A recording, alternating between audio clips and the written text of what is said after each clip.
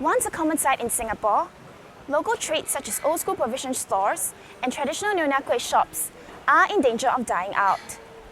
These shops and the biscuits they sell are all integral and unique to our heritage. However, with the modernization of Singapore, where everybody wants things fast and new, will our local trades take a back seat? Meet Bao Xuan, lady boss of Xin Tian, to provide us more insights into this issue. 我做这行也是蛮久了，差不多有29年了。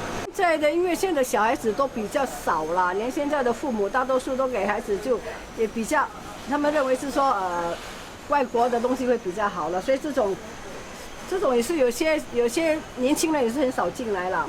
应该就是说好不好？讲说就是做到我们不能够做为止了，因为我2个孩子他们都读不同这行业的。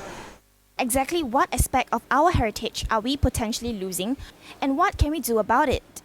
Dr. Ong Chin Yi from the National University of Singapore touches upon this issue.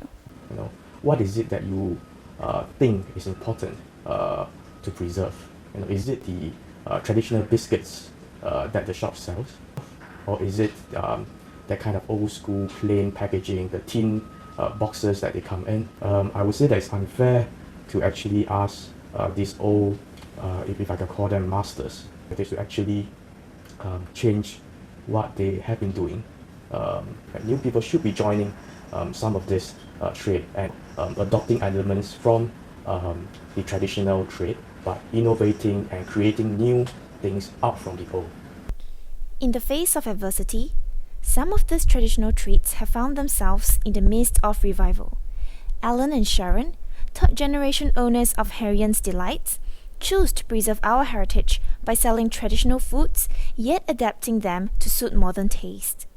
One example of this is transforming a traditional 9-layer kueh from its old-fashioned tree colours into a rainbow-coloured kueh. This has proven to be a huge success and is one of the best sellers with the younger generation.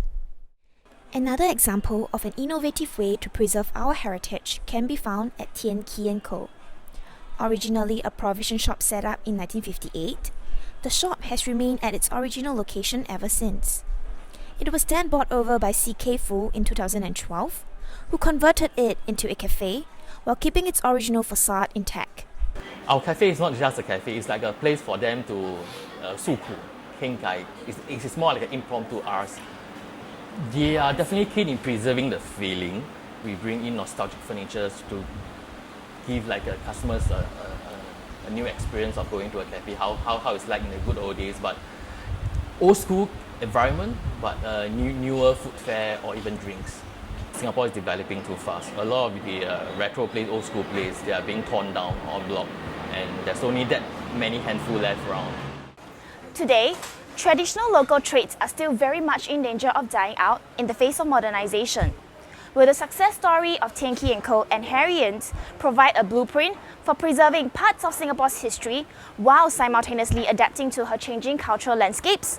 Or is it merely just an outlier in the larger trend?